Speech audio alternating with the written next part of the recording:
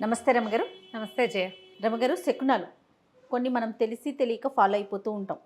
ఏదైనా మంచి జరిగినా చెడు జరిగినా ఉదయం ఎవరిని చూసాము, పొద్దున్నే లేవగానే ఏం చూసాం, ఎక్కడ ఏం జరిగింది, ఇలా రీకలెక్ట్ చేసుకుంటాం. అప్పుడప్పుడు మన మొహాన్ని మనమే అద్దంలో చూసుకున్నాను గుర్తొస్తుంది.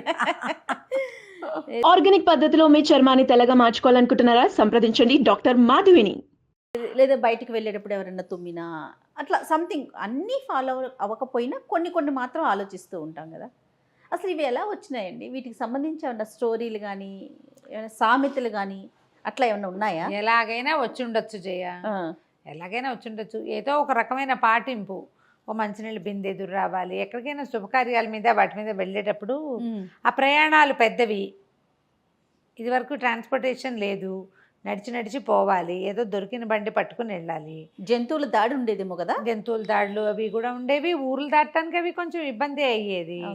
అందుకని ప్రయాణ సన్నాహం చేసేటప్పుడు కొంచెం మంచి వాళ్ళు మంచిగా ఎదురొస్తే ప్రయాణం బాగా జరుగుతుందని ఒక నమ్మిక. అలా ఎలాగో మొదలయ్యి ఉంటాయి. అంతే అంతే. అందులో ఏం చేస్తాం మనం, ఈ పిల్లి ఎదురొస్తే అదని, కాక ఎదురొస్తే ఇదని, మంచినీళ్ళు బిందె వస్తే, ముత్తైదు వస్తే, బ్రాహ్మడు వస్తే, ఒంటి బ్రాహ్మడు శకునం మంచిది కాదు. అవును, మన ఇష్టం. ఎన్నో క్రియేట్ చేసుకో. బోల్డ్ అని క్రియేషన్ అంటే ముందు నుంచి ఉన్నవే, కొత్తవి క్రియేట్ చేసుకోము మనము. ఇవి కాకుండా పొద్దున్న ఎవరైనా ఎదురుపడ్డారు, అప్పుడు పెట్టిన సందర్భం వేరే ఉండొచ్చు.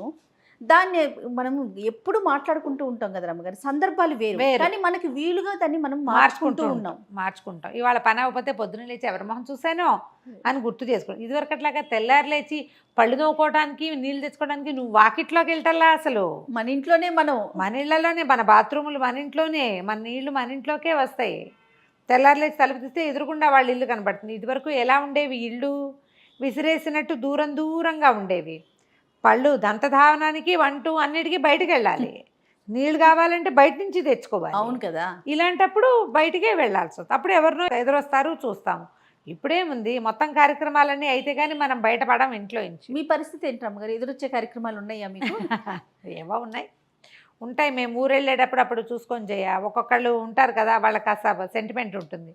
వాళ్ళు ఉన్నారనుకో మాతో పాటు, అప్పుడు నేనే ఎదురొచ్చి కారెక్కుతాను అనమాట. ఓహో, వ్యక్తుల్ని బట్టి. మేమే అయితే మాకేం ఎదురు రావటాలు ఉండవు. నేను ఇంట్లో దండం పెట్టుకుంటాను, దీపం పెడతారు. ఆ వెళ్ళేటప్పుడు ఒకసారి చెప్తా, బాబు మా ఇల్లు బాగా చూసుకొని అయినా అని చెప్తాను. ఎవరికి? భగవంతుడిగా. ఓకే, మా ఇల్లు జాగ్రత్తమ్మా అని చెప్పేస్తా. వెళ్ళిపోతాం. వెళ్ళే దారిలో ఇట్లా రోడ్డు తిరగంగానే మాకు దాసాంజనేయ స్వామి దేవాలయం ఉంటుంది సందులోకి, అక్కడ ఒక దండం పెడతాను. అదే మనకి. గుడివైపు చూడకపోతే కుదరదు నాకు. మాటల్లో పన్ను. గుడి వచ్చేదాకా ఆపదామ పడతారని చదువుకుంటా.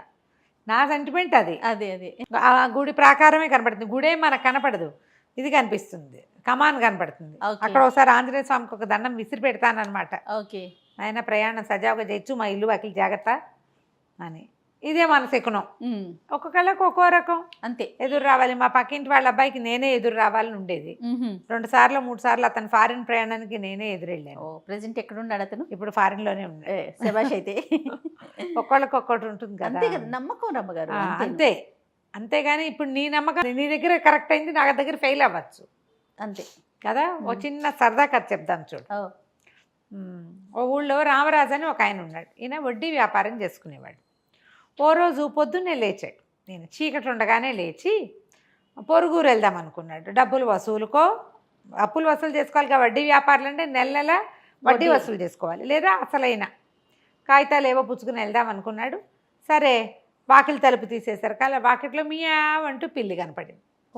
చిచ్చి దీనోహం మండా, తెల్లవారే కనపడింది, మన పని ఏమవుతుంది చి అని తలుపు ఇట్లా వేసి వెళ్ళి పడుకున్నాడు. అయితే మన తలుపులాగా ఇట్లా వేస్తే పడిపోయే తలుపులు కాదు, గడి పెట్టాలి. ఈయన గడి పెట్టల. అప్పటికి ఎంత అయింది టైము? 4:15, 4:20 అయింది. చీకటితోటే వెళ్ళాలి కదా ప్రయాణాలంటే, లేకపోతే ఎండెక్కితే నడవలేరు. లోపలికి వచ్చి పడుకున్నాడు. తలుపేలా దగ్గరకు పడింది. అదే సమయానికి ఆ వీధిలో పోతున్న ఒక దొంగవాడొకడు ఓరగా తెరిచి లోపల నుంచి వెలుగు బయటపడుతున్న ఆ ఇంటిని చూసి చల్లగా ఇల్లు రామరాజు గారిదని గ్రహించుకుని లోపలికి వచ్చాడు. లోపలికి వచ్చి చూస్తే రామరాజు గారు పడుకున్నాడు మంచం మీద. ఆయన పోయి ఇంకా ఊరెళ్ళను ఈ పూట అని మానేసుకుని మంచం ఎక్కేసాడు. ఓకే. ఆయన తల వైపున గల్లా పెట్టుంది అయింది. అక్కడ పడుకున్నాడు. గల్లా పెట్టున్న గదిలోనే పడుకున్నాడు. లోపలికి వచ్చి అలాగా గల్లా పెట్టెత్తాడు. వాడు అట్టించి ఇటు వస్తుంటే గల్లాపెట్టలో చిల్లరుంది. గల్లు మంది "ఆ, ఆ, ఆ" అని ఈయన లేచి కూర్చున్నాడు. లేచి కూర్చుంటే వీడి చేతిలో ఉన్న గల్లాపెట్టెతోటి ఆయన నెత్తి మీద ఒకటి పెట్టి ఒకటే పరుగు. ఆ మనిషిని చూసేసాడు ఈయన వెలుగులో. ఓహోహో. ఎందుకంటే దీపం పెద్దది చేసుకున్నాడు బయటికి వెళ్ళటం కోసం. వెలుగులో మనిషిని చూశాడు, కొట్టేసరికల్లా హౌరవురా పొద్దున్నే పిల్లిని చూసిన ఫలితం బయటికి వెళ్ళకపోయినా ఇంట్లో చూపించింది గల్లాపెట్టి కాస్త పోయిందే. లబో దిబో మొత్తుకున్నాడు. చుట్టుపక్కల ఎక్కడా దొరకలవాడు పారి. ఈయన దెబ్బ తగిలింది. ఈయన లేచి మంచినీళ్ళు తాగి బయటకు వచ్చేసరికి జంపు, వాడు వెళ్ళిపోయాడు ఎప్పటికో. అక్కడి నుంచి ఏం చేశాడు, ఆ ఊరు న్యాయాధికారి తహసీల్దార్ ఆయనే ఈ తీర్పులన్నీ చేస్తాడు. అక్కడికి పోయాడు. అక్కడికి వెళ్తే ఆయన పేరు, ఈయన రామరాజు, ఆయన భీమరాజు. మళ్ళీ ఆ భీమరాజు ఎవరో కాదు, ఈయన చెల్లెలి మొగుడు. ఓహో. ఇది కోబ్రదర్. ఈ చిన్న చిన్న ఊళ్ళ తాలూకు హడావిళ్ళన్నీ పక్కనున్న పెద్ద ఊరిలో తీరుస్తారు. ఈయన వెళ్ళి అక్కడ చెప్పుకున్నాడు. ఆ చెప్పడానికి వెళ్ళిన చోట ఉన్న ఆయన ఎవరంటే భీమరాజు గారు, ఈయనకి స్వయాన బావ. ఇంతకీ ఒట్టి బావే కాదు, రామరాజు గారి వడ్డీ వ్యాపారానికి 10 లక్షలు అప్పు పెట్టాడు. ఆయన 10 లక్షలు ఈయన దగ్గర ఉన్నాయి. ఏమోయ్ బాబా, ఏమైనా చెల్లి పెట్టడానికి వచ్చావా, ఏమిటో ఈ సంగతి అన్నాడు. చెల్లేమిటి నా బొంద, తెల్లవారి నిద్ర లేవగానే పిల్లి మొహం చూశాను, దొంగ మొహంది. దాన్ని చూసేసరికల్లా గల్లాపెట్ట కాస్త పోయింది. ఎవడో ఎత్తుపోయాడు బాబా, ఇక మొహం మీద బొప్పి. అసలు అందులో ఉన్న డబ్బులు నీవే, నీకు ఇవ్వడం కోసమే నేను అన్నీ సర్ది పెట్టాను. పొద్దునే బయలుదేరి వద్దామనుకున్నా, వాకిట్లోకి వచ్చేసరికల్లా వాకిలి తలుపు తీసి మొహం కడుక్కుని ఏదో చెయ్యాలి కదా. అవును కదా. వాకిలి తలుపు తీసేసరికల్లా పిల్లి ఎదురైంది. వెళ్ళి పడుకునేసరికి ఎవడొచ్చాడో తెలీదు, వాడికి అస్త ఇట్ట కొట్టేసేసాడు నన్ను, పోయింది అని లబో దిబోమని గోల పెట్టాడు. గోల పెట్టేసరికల్లా సరే ఈయన ఏం చేశాడు, ఆరవీర అందరికీ తన డబ్బులు కబురు చేశాడు. ఇంతలో ఏమైంది, సరే నువ్వు వెళ్ళు మీ ఇంటికి, మా ఇంటికి వెళ్ళిపో, మీ చెల్లెలు చాలా రోజులైంది కలిసి అంటోంది, వెళ్ళి కాస్త ఏదైనా ఎంగిలిపడి కాసేపు నడుము వాల్చి రాను మళ్ళీ కచేరీకి రమ్మన్నాడు. ఇతను ఇంటికి వెళ్ళాడు. ఇంటికి వెళ్ళి చెల్లెలు ఏదో అంత చద్దనం పెడితే తినేసి మళ్ళీ వచ్చేసరికి ఎండెక్కింది. మధ్యాహ్నం అయిపోయింది.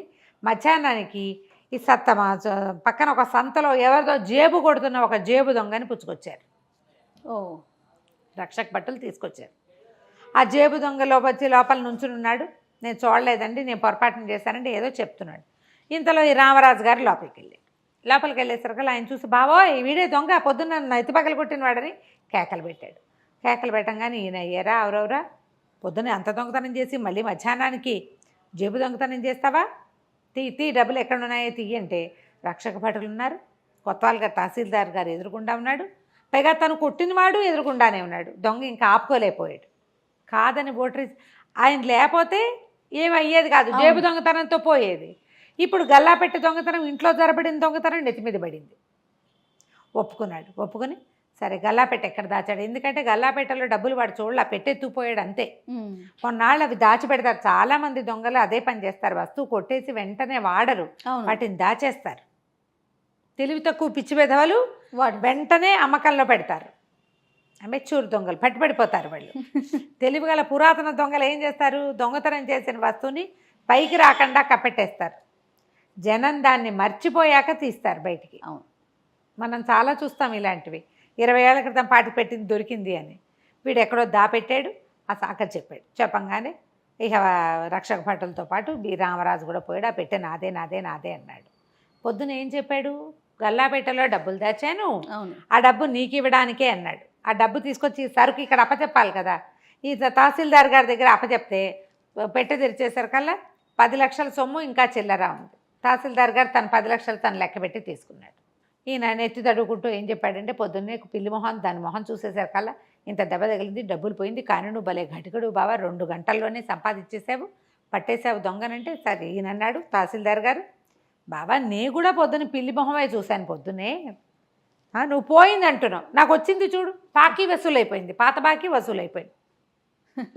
2 ఏళ్ళ నుంచి వడ్డీ ఇస్తున్నావా, ఇవాళ అసలు వసూలు అయిందంటే మహాలక్ష్మి ఇంటికి వచ్చింది, పిల్లి ఎదురవటం వల్లే మహాలక్ష్మి ఎదురొచ్చింది. ఈయన గొంతులో డక్కుపడింది. ఈయనకి డబ్బు ఇవ్వడం ఏమి ఇష్టం లేదు ఇప్పుడు. అదేలే, మహా అయితే కొంచెం చెల్లు పెట్టేవాడు, ఉన్న 10 ఇచ్చేయవలసి వచ్చింది. సరే ఇంకా ఊరుకున్నాడు మాట్లాడకుండా. సరే చెల్లెలింటో రాత్రి భోజనం చేసి పడుకుని సణుక్కుంటూనే ఆ ఇచ్చేయాల్సి వచ్చిందని ఇక ఉన్నవి ఆల్రెడీ కొన్ని బాకీలు బయట ఇచ్చున్నాడు. ఆ డబ్బుతో తన కథ నడుస్తుందన్నమాట. సణుక్కుంటూ ఇల్లు చేరాడు. ఈయన ఇంటికి వెళ్ళిపోయాడు. మధ్యాహ్నానికి పక్కింటి ఆయన ఎదురొచ్చాడు.